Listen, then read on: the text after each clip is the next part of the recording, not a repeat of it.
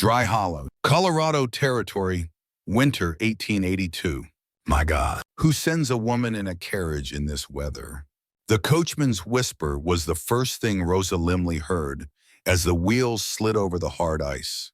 The sky was a dull gray as the old, mud-stained carriage screeched to a halt in the cold, dusty square. The wind cut through the gaps in their coats, a razor-biting chill. A few faces emerged from the blacksmith shop and the apothecary, then disappeared as if everyone sensed something was wrong, as if the smell of change was seeping through the old windows of Dry Hollow.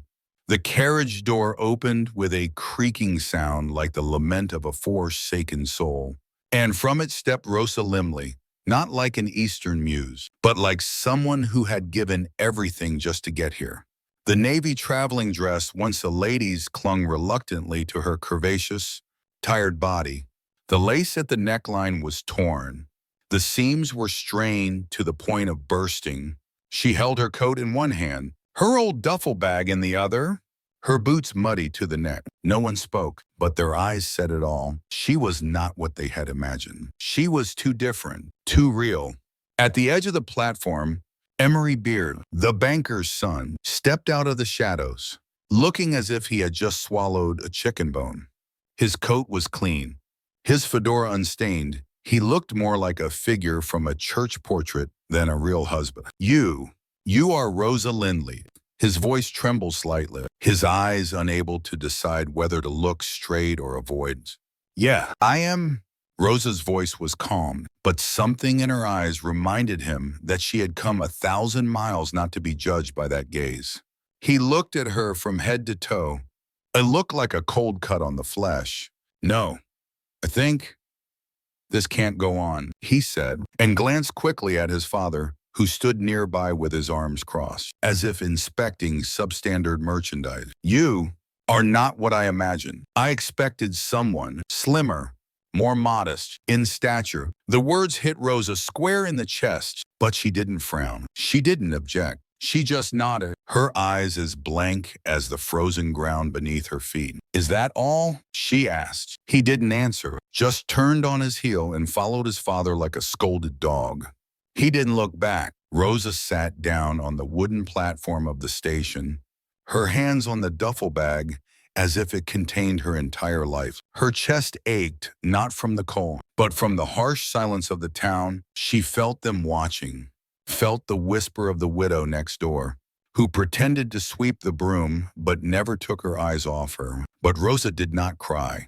Not here, not under the eyes that regarded her as defective goods. Philadelphia had left her a letter, a promise, and a way out. She had left because she had no choice. And now, her only choice had turned away.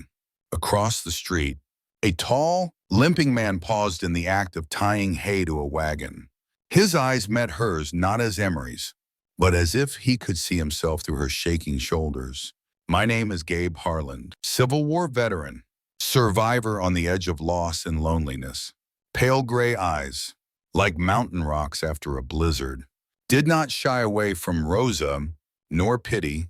He stepped forward, his boots clicking on the old wood. No greeting, no introduction, just a gesture toward his carriage. Wagon's mine. His voice was low and short, like the sound of a colt cocking a gun. Rosa looked up, at him, then at the road west. Cold dust still swirled beneath her shoes. She knew, in that moment, this man would not ask where she had come from, but if she wanted to go on. She stood. Okay, she said. She didn't thank him. He didn't ask. Rosa climbed into the cart. The cart was rough, the boards creaking under her weight, and she sat up straight with the duffel bag in her lap. Gabe climbed in beside her, took the reins, and gave a little cry to the mule. They slowly left town. Neither of them said a word as Dry Hollow shrank behind them, leaving only the buildings in the dust, smaller now. With each mile, the wind cut through her coat. Gabe noticed and took off his own long coat, thick and lined with old wool, and handed it to her.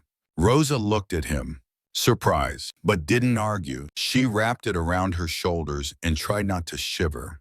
It smelled of pine smoke and old leather. She didn't know where she was going, He didn't ask who she was. They didn't exchange names, but she didn't feel scared. And that, after a week of terror, was enough. The carriage creaked on toward the edge of the pine forest, where the land grew quiet and the world no longer cared about human appearances. The sun had disappeared behind the mountains when Gabe turned off the main road and onto a smaller path that wound through frozen bushes and narrow stands of pines. The wind had turned colder, blowing down from the mountains, sharp and dry. Cutting through Rosa's borrowed coat, she pulled it tighter around her, the collar brushing her cheek. Her duffel bag lay between her feet. Her hands were numb with cold, but she hadn't said a word since they'd left town. She didn't know how long the ride had been. An hour, maybe more. But the silence wasn't awkward, just unspoken. She glanced at him once or twice, noticing how his eyes were glued to the road, how he shifted his weight as the car jolted, shifting to one side. He rode like a man accustomed to pain, but never complaining. She didn't ask his name, and he didn't ask hers. Finally, they reached a low hill, and there it was, the cabin. It sat at the edge of a clearing, flanked by a small shed and a pile of split logs covered with a tarp. The roof was patched, but looked sturdy. Smoke rose from the chimney. He must have built a fire before he left that morning. There were no animals in sight, but the fence wound around the property in wide loops, and faint tracks in the frost showed the traces of hooves and boots. Gabe pulled the cart to a stop by the porch and slammed on the brakes. He hobbled down with a grunt, limping slightly as he walked around to her and held out his hand. She hesitated to take it, surprised by the firmness of his hand. Inside, it was worn, not cozy, but warm enough that the pain in her fingers began to fade. A stove was set against the far wall, glowing dimly. An old table with two chairs sat near a shelf of jars and dried goods. Everything was simple. No decorations, no personal touches. A bed in the corner had a neatly folded wool blanket. A rifle leaned against the door. He set down a box he had brought from the car and took off his scarf. Then he went to the stove and lit the fire with practiced ease. "You can hang your coat there," he said, pointing to a hook on the wall. His voice was low but soft, as if it had not been used much recently. She nodded, slowly taking off her coat and hanging it up. The dress underneath was still dusty and torn. One shoulder had slipped down, revealing more skin than she would have liked, and she pulled it back into place. He didn't look. He didn't ask what had happened, didn't ask why she had come. But the way he moved, quiet, unhurried, told her he understood more than he let on. "I'll fix something," he said, already reaching for a pot and some dried beans. "I can help," she said softly. He glanced at her, then nodded once. "Who's about him on?" They worked side by side. He didn't give orders, just stepped aside when she reached for something, handed her a knife when she went for the bag of potatoes, and didn't wince when she cut her thumb. She didn't complain. He handed her a rag without saying anything. They ate then with spoons scraped from tin cans. The stew was not seasoned much, but it was hot, and her stomach lurched with relief. She hadn't eaten since morning, perhaps earlier. She kept her eyes on the bowl, careful not to slurp. Her back straight, even now, she didn't want to appear needy. He finished firm, wiped his spoon with a cloth, and stood. "You can have the cribs," he said simply. "What about you?" she asked. "I'll take the chair."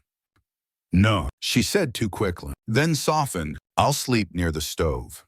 He looked at her a long time, then nodded again as he went out to check the cage. Rosa stripped off the worst of her dress and spread it on a chair to dry.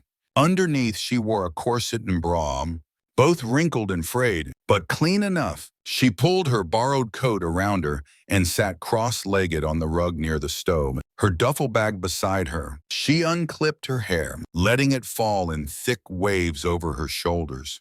Gabe returned without saying anything. He didn't stare. He just kicked off his boots and sat down on the chair with a low grunt. His legs were stiff. She could see. They probably always were. Neither of them spoke for a long time. The fire crackled. Outside, the wind blew through the walls like dry breath. She looked at him. His eyes were half closed, his jaw clenched with a quiet pain that needed no explanation. She recognized it because it was the pain she had carried for weeks. Quiet, tired, but not over. "You live here alone?" she asked finally.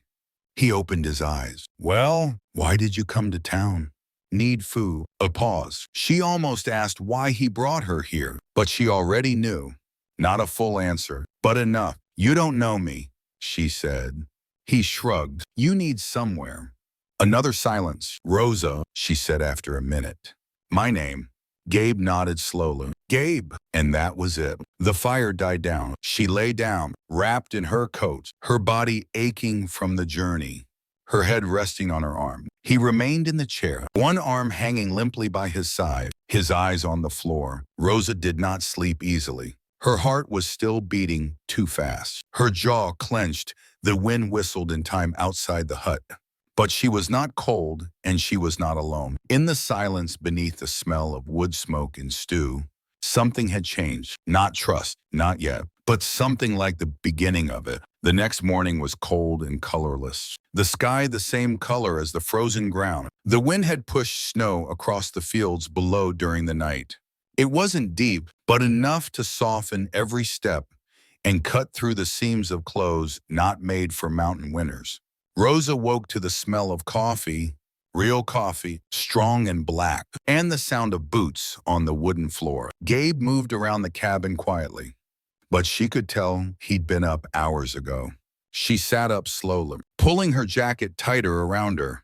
Her muscles ached. The fire had burned low for some time during the night, but the cabin was still warm enough that she wouldn't freeze. Gabe glanced at her once as she stirred, then turned and set a dented mug on the table next to a chipped bowl of oatmeal. He didn't say good morning. She didn't expect him to, but he nodded toward the food, and that was enough. She sat stiffly at the table, muttered a thank you, and ate.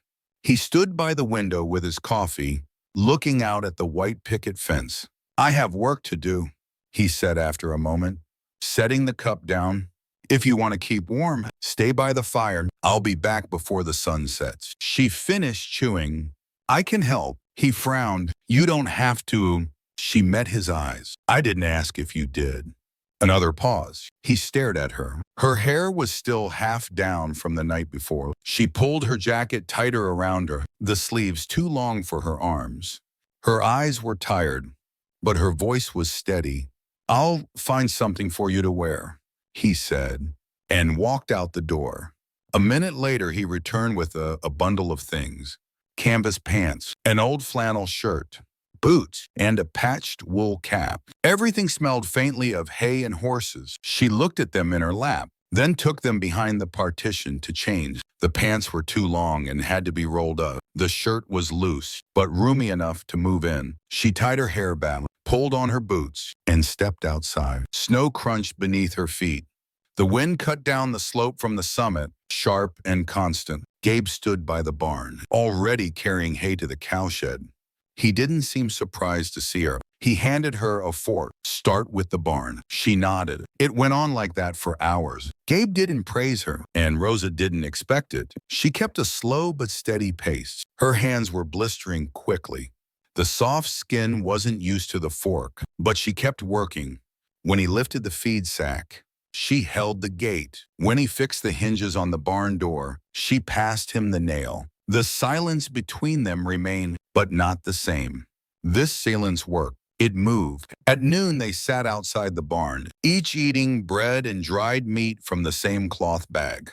She didn't ask how long he'd been alone. He didn't ask what had brought her west, but the questions hung in the air between them. She wondered how much his legs still hurt. It showed in the way he walked and the time he stood before shifting his weight.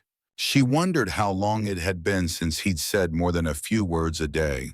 She wondered what had made him ask her to stay here. For his part, Gabe looked at her hand, not her figure this time, though he'd noticed it again this morning. The way her hips filled her oversized pants, the way her breasts moved under her shirt as she bent to pick up a bucket. He noticed, but he didn't let himself linger.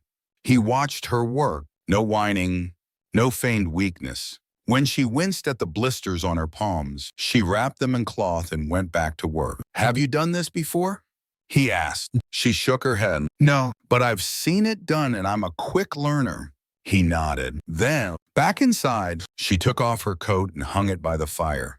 Her cheeks were red from the wind. Her lips were chapped. She rubbed ointment on her hand. Ointment she found in a jar by the stove. She didn't ask whose it was. He didn't say, "You should wear gloves tomorrow," he said softly. She nodded. "I don't know if you want me to go out again." Gabe looked at her then. "No reason not to. You work." She didn't smile. Not really. But she didn't turn away. That night, she moved her bed a little closer to the stove. Not much. Just enough.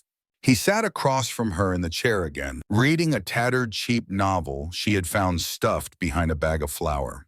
He didn't make conversation. But when the wind howled and she flinched, an old reaction she couldn't shake, he put the book down, stood up, and added a log to the fire. Then he looked at her and asked, "Are you warm enough?" She nodded. "Yeah, thank you." He paused. "You could have told me if you weren't warm." It was the first full sentence he'd ever said to her.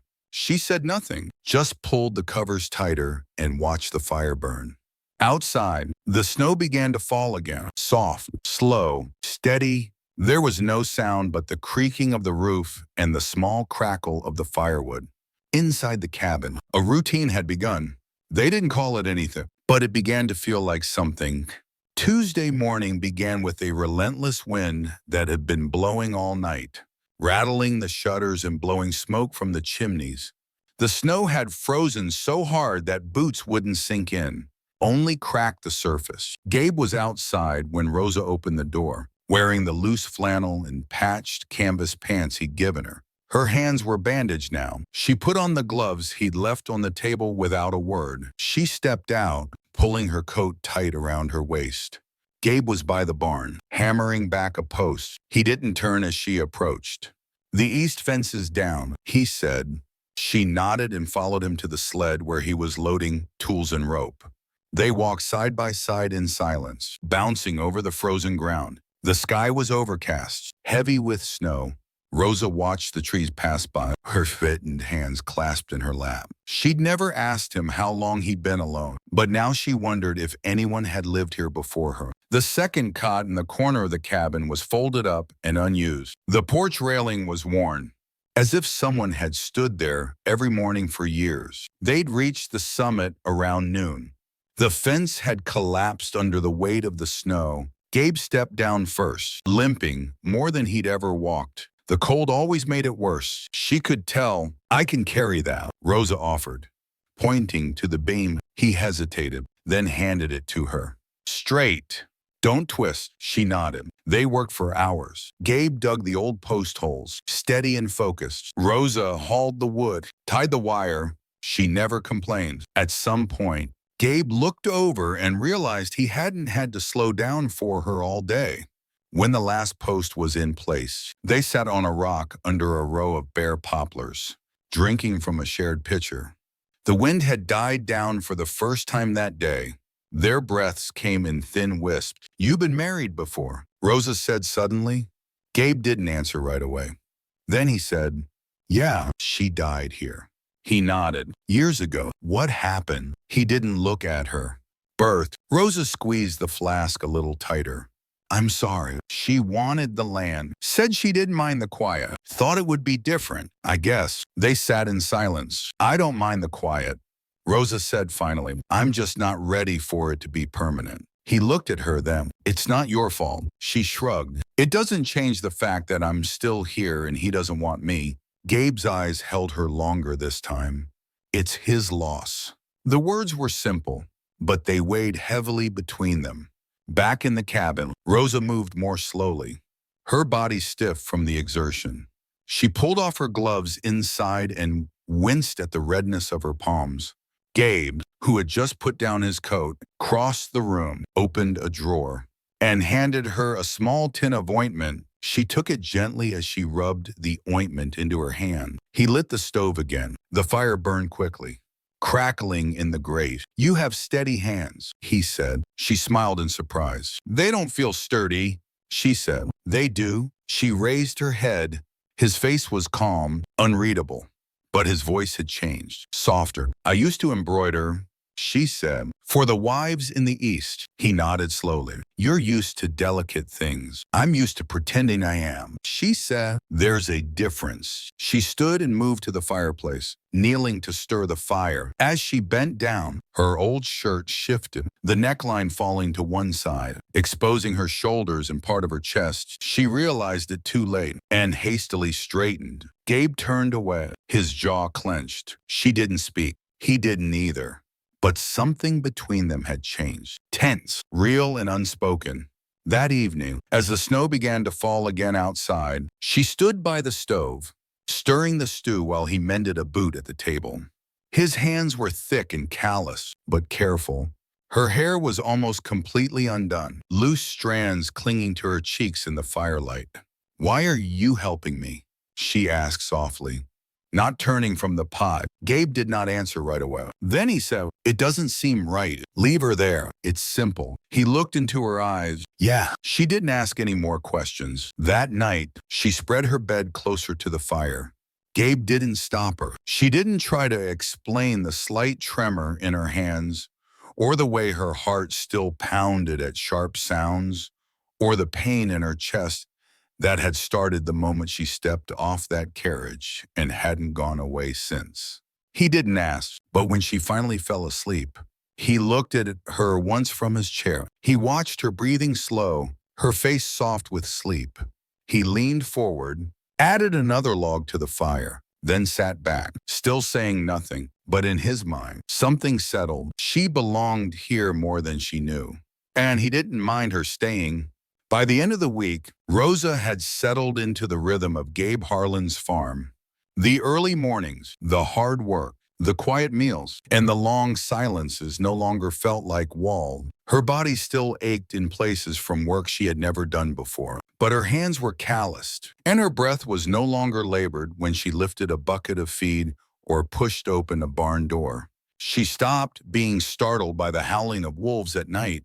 She didn't flinch when he passed behind her. She still didn't ask any questions, and Gabe still didn't offer many answers. But now they shared the stove without effort. She wore the clothes he'd given her as if they'd always been hers. And every night she moved her bed a few inches closer to the fire, and he let it happen without comment. For the first time in weeks, she stopped expecting the next worst thing to happen.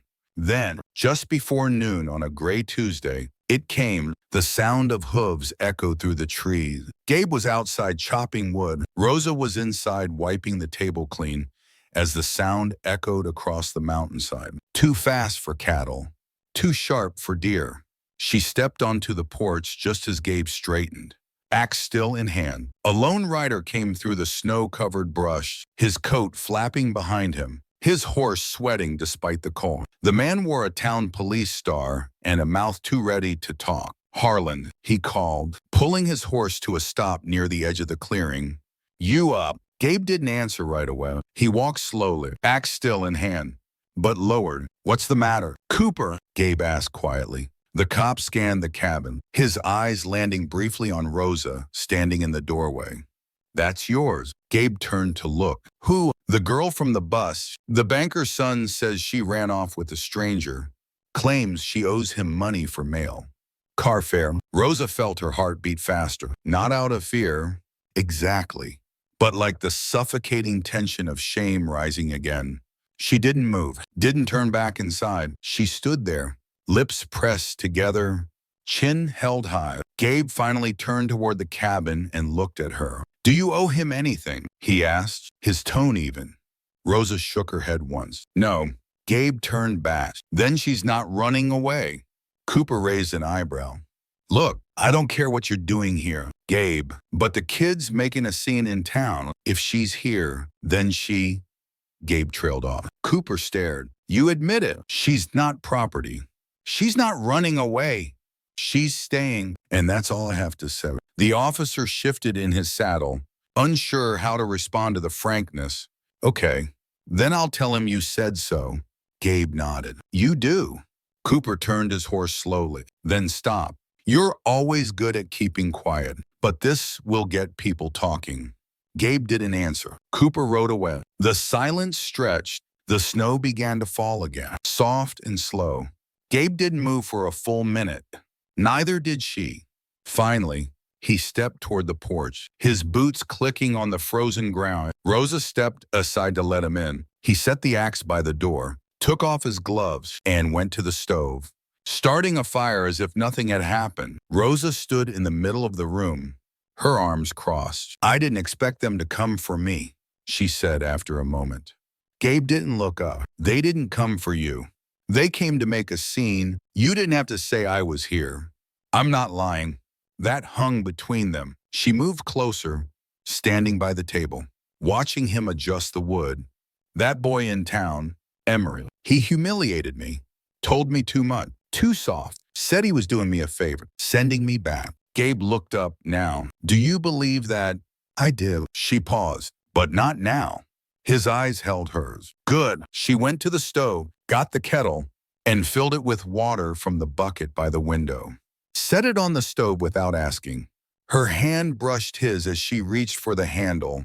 He didn't pull his hand away. Why did you do that? She asked. Why did you speak for me? Gabe didn't answer right away. He set down a pot and scraped beans into it. I've been alone for a long time, he said. Sometimes too long. She said nothing. I don't expect anything.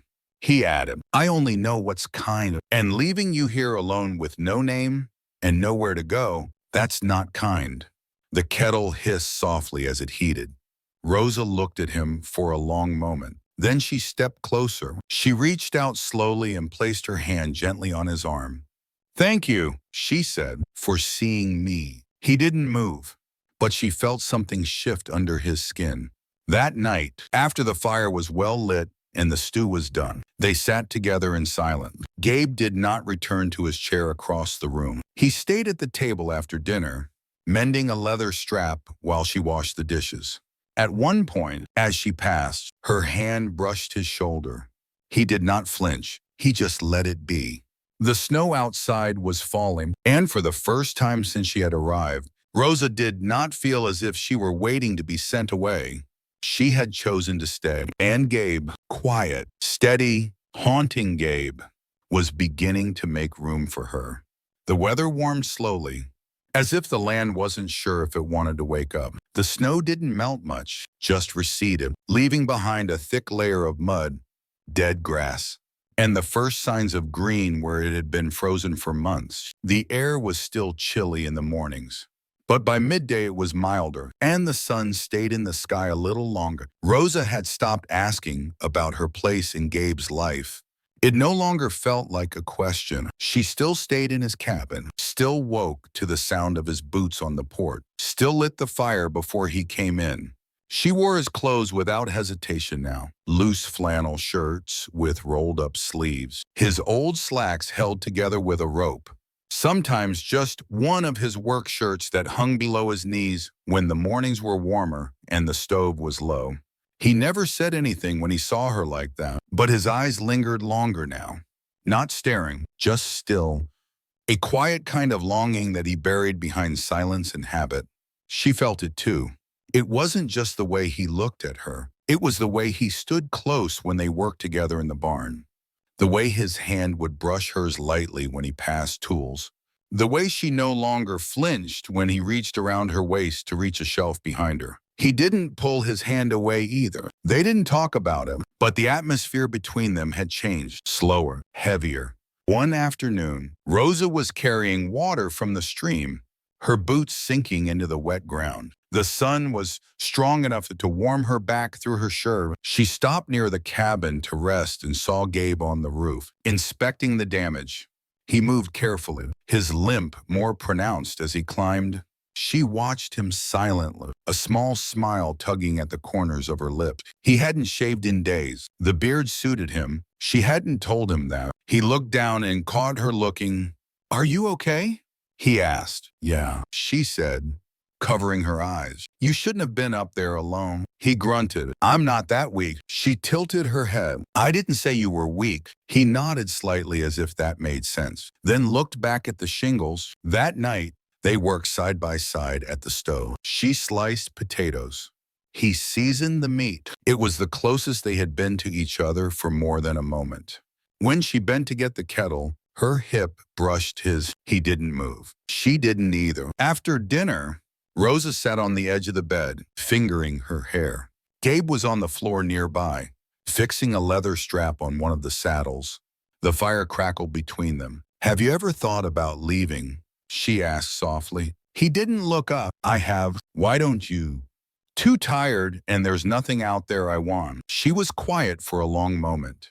And now, he finally looked at her. His eyes didn't move away. I don't know yet, he said. She nodded, accepting them. But something inside her settled because he'd looked at her when he'd said it. The next night, she couldn't sleep. It was too warm. The fire was low. She lay on her back, staring at the shadows on the ceiling. Across the room, Gabe shifted in his chair but didn't get up. Can't sleep, he asked. No. Another pause. Cold. She shook her head. Too warm. She sat up slowly. The blanket slid down to her waist, and her chemise was thin. She didn't cover herself, didn't say anything. He stood, walked across the stove, stirred the coals, then turned back to look at her. I can have the chairs, she said softly. You don't have to sleep there every night. Gabe didn't move for a moment. Then he sat down next to her, carefully, as if unsure whether to stay. She didn't move. You've been kind to me, she said, but I'm not weak. I never thought you were, he said. She reached out and took his hand. He led her, gently. Only the wind outside and the crackle of the firewood could be heard. His thumb moved slowly along the back of her hand. Her breathing changed. She leaned into him, her shoulder against his chest. He didn't touch her back or pull her closer, but his presence surrounded her like a sanctuary. His hand still held hers, warm and rough. She lifted her head, looking at him in the firelight. He didn't speak. He didn't need to. She leaned down slowly, stopping just before her lips touched his. He kissed her back, a soft, brief, but respectful kiss. When it was over, she didn't pull away. She looked at him again. I don't have to be alone anymore. He touched her face, brushing a strand of hair behind her ear. I know, he said. That night, she didn't move the bed, and he didn't return to the chair. The next morning came slowly and golden, filtering through the small window above the stove in soft rays that warmed the floor. Rosa opened her eyes to the smell of pine smoke and the weight of Gabe's jacket still draped across her legs. For a long moment, she lay still, listening. His breathing was soft behind her, steady and close. She didn't move, didn't want to. She wasn't used to waking up next to someone who had never taken anything from her. But this was different. He didn't reach for her in the dark. He didn't try to possess anything. He was simply close, an arm around her waist, warm and still. She turned her head slightly and saw that he was awake, eyes open, staring at the ceiling. Good morning, she said, her voice soft. Yeah, he said, his voice hoarse with sleep. Neither of them moved. There was no awkwardness, just silence. The kind of silence that comes when something has changed, but no one has named it yet. She sat up slowly, pulling her coat tighter around her, and walked barefoot to the stove to light the fire. He followed a minute later, standing without complaint, though she could see how stiff his legs were. He poured water into the kettle. She didn't speak, neither did he, but the silence shifted again. No more uncertainty, just understanding. They worked in the fields that day. The earth was damp and dark beneath their boots. The sun was strong enough to make sweat stand at their temples.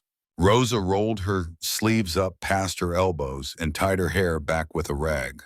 She moved like someone who belonged there, someone who knew which tools needed oil, which rows needed plowing. Gabe looked at her now and then, not with curiosity, not with hesitation, but simply as a man looks at something he is learning to take to heart. Around noon, he limped to the porch and sat down. She brought him water without asking, gave him a rag to wipe his brow, and sat beside him in the shade. Finally, he broke the silence. Are you staying? She didn't answer right away. I don't have any other plans, she said. But that's not the same as staying. He nodded slowly. She turned to him. Are you asking me? His jaw tightened for a second, then he looked into her eyes. Yeah, I guess. She looked away for a moment. At the barn, the fence, the sky above it all. I haven't belonged anywhere for a long time, she said. Back east. I was always too much, too loud, too soft, too big. Then I came here, and suddenly I was too small, too desperate, too inconvenient. Gabe didn't interrupt, just listened. But here, she hesitated. You never asked me to be anything. You don't need fixing, he said. She turned to look at him. I don't want to be just a passerby. You're not, he said firmly. No romance, no poetry, just the truth. That night, after dinner, Rosa sat by the fire, brushing her hair. Gabe watched her from the table, sipping his coffee. The light glinted off her skin. Her dress slid down, leaving one shoulder bare. He slowly stood up, set his cup down, and walked across the floor toward her. She looked up as he approached. He knelt beside her, careful with his feet. Rosa, he whispered. She didn't answer, just waited. He reached out and touched her face. Slowly, his thumb ran over her cheek, her jaw. You didn't have to do this, she whispered. I know, he said, but I want to, He kissed her softly and she leaned into the kiss. This time the kiss lasted longer. His hand slid to the back of her neck, hers to his chest. No rush, no expectation, just breathing and closeness and the quiet embrace of two people who hadn't touched like this in years. Then, lying beside him on the floor in the firelight, she traced the scar on his side without asking. He didn't stop her. She left her fingers there. What are we, Gabe? She asked. He didn't open his eyes, but he answered, yeah. And in that one word, she found more certainty than any letter or oath she had ever been promised before. By early April, the ground had softened. Ice had loosened from the barn roof, and muddy paths ran down the slopes. The snow had retreated into hidden ravine, and birdsong returned in short bursts that punctuated the silence of the valley. Gabe had begun to walk straighter, his limp still there, but less stiff in the warm air. Rosa had begun to sleep through the night, and she no longer startled when the wind raked the windows. She was no longer just a guest. She cooked without being asked, mended buttons, cleaned rifles, planted onion seeds in rows so neat that even Gabe raised an eyebrow. She wore his shirt in the morning and her patched blue dress in the afternoon. The dress she'd sewn together from the remains of her traveling clothes. It was still a little tight around the chest, but she didn't hide it anymore. Not here. And Gabe, he no longer kept his distance. His hand would rest lightly on her back as he passed. His coat, once hanging on a hook by the door, now hung next to hers. Their plates shared the same shelf. Their boots sat side by the fire. Nothing was ever said explicitly, but everything had changed. Then there was a knock on the doors. It was late afternoon. The sun low, casting long shadows on the porch. Rosa was kneeling in the small garden, her fingers caked with thawed dirt. Gabe was in the shed, greasing the hinges. The knock was heavy, firm, inquisitive. Rosa stood slowly, wiping her hands on her apron, and looked toward the door. Gabe came toward her, his face tense. He reached the front porch. It was Emery Beard. The banker's son stood tall in a new coat too nice for the dirt. His boots were shiny, his hair gelled, but his face was flushed from travel. And his eyes had the keen look of someone looking for an advantage. I've come to take what's mine, he said, brushing dirt from his cuffs as if the very land had offended him. Gabe stepped forward, one hand resting lightly on the doorframe. She's not yours, he said. Emery laughed. Briefly, I sent someone to pick her up. Paid for the cab. That means something. Rosa stepped onto the porch then, her hair loose around her shoulders, her apron still caked with dirt. She said nothing, just looked at Emery with a flat, steady gaze. Emery looked her up and down, a crooked smirk on his lip. You're even fatter, he muttered. You must be eating well. Gabe moved, Not a lunge, not a threat, but something shifted in the space between them, and Emery took a half step back. Rosa spoke up, her voice clear. You paid for a letter and a train ticket. That's all. You don't owe me. You were supposed to be my wife, he said indignantly. Instead, you ran away like a saloon girl. I didn't run away. Rosa interrupted. You rejected me. You humiliated me in front of your father, in front of the whole town. You said I was too much for you. Now you want me back because someone else saw value where you didn't. Emery's face turned redder. You think being here with this makes you better? Gabe winked. Rosa took a step forward, her chin held high. I'd rather sleep on the ground next to a man who respects me than sit at a banker's table with someone like you. Silent. Emery's mouth opened and closed. You're not welcome here, Gabe said. Turn your horse around and don't come back. Emery's pride struggled to hold, but there was nothing behind it. Only wind and shame. After a few seconds, he spat on the ground, turned away without another word, and mounted his horse. They watched him ride away, dust billowing behind him as the road led him back to town. Rosa stood still for a long moment after he left, her hands clasped at her sides. Are you okay?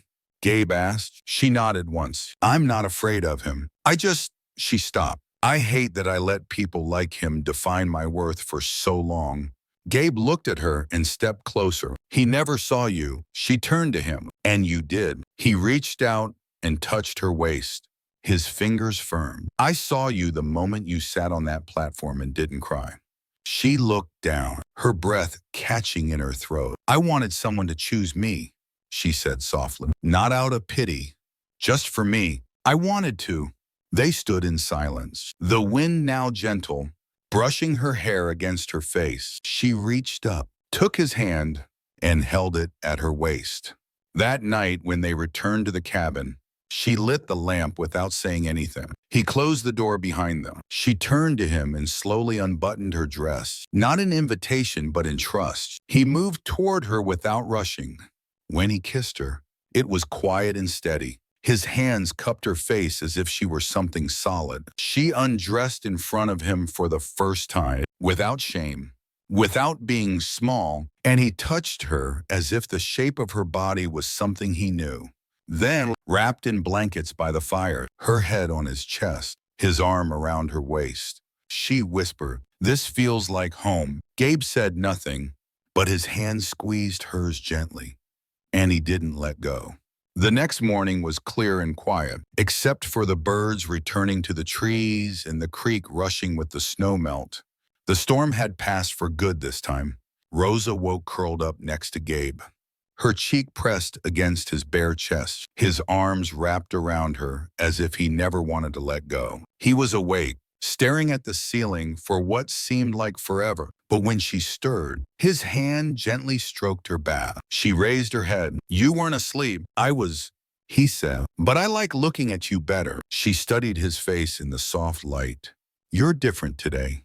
I know, he said. It feels like something was meant to be. She nodded. It was. The days that followed passed as if the earth itself had softened beneath their feet.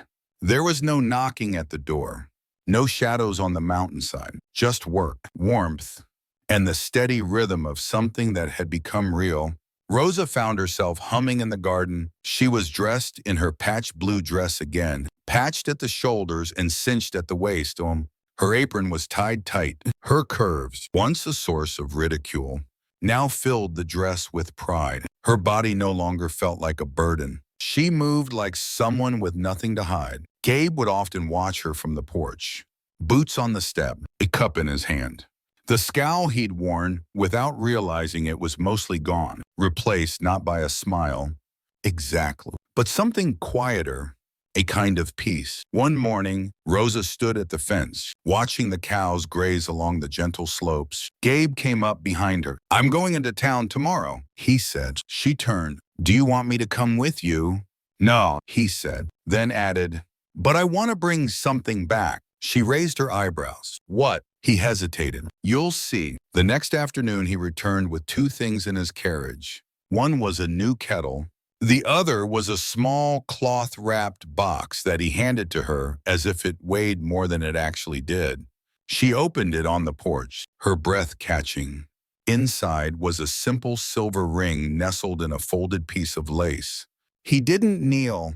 He didn't say anything. He just said, "You call this home. I want you to call it yours." Her eyes filled with tears. It was meant to be. She slipped the ring on without hesitation. That evening, they sat by the fire. Not a word was said for a long time. Just the crackling of the firewood and the gentle wind outside through the porch. He put his hand on her leg as she leaned against him, her head on his shoulder. "Do you really want to get married?" he asked after a moment. "I don't need papers," she said. "But I want to hear you say it." "Say what?" "That I am yours." He looked down at her. "You were mine from the first day I saw you on that platform." She smiled. "I was nothing to look at. You were everything," he said. At the end of May, they planted the last of the potatoes. Gabe dug the beds while Rosa dropped the seed. Her stomach ached that day in a strange way. She didn't get her period that weekend. She waited a few days before telling him. He didn't panic, didn't even blink. He just pulled her close, pressed a kiss to her temple, and said, "Then we'll make room for more people." As summer settled over the valley, the cabin no longer looked like a man's place. A second coat hung beside his. A woman's dress hung near the door. 2 cups stood ready on the table. And outside, where the porch railing had worn away from years of use, they leaned against each other's arms every evening, watching the last light sink behind the hills. They never spoke much of the past again. Some things don't need to be told. What matters is what stays. And Rosa stayed, not because she had nowhere else to go, but because she chose it. And Gabe, with all his silence and scars, chose her back, forever unspoken, lived every morning, every chore, every glance across the dinner table in their home where no one questioned her worth anymore.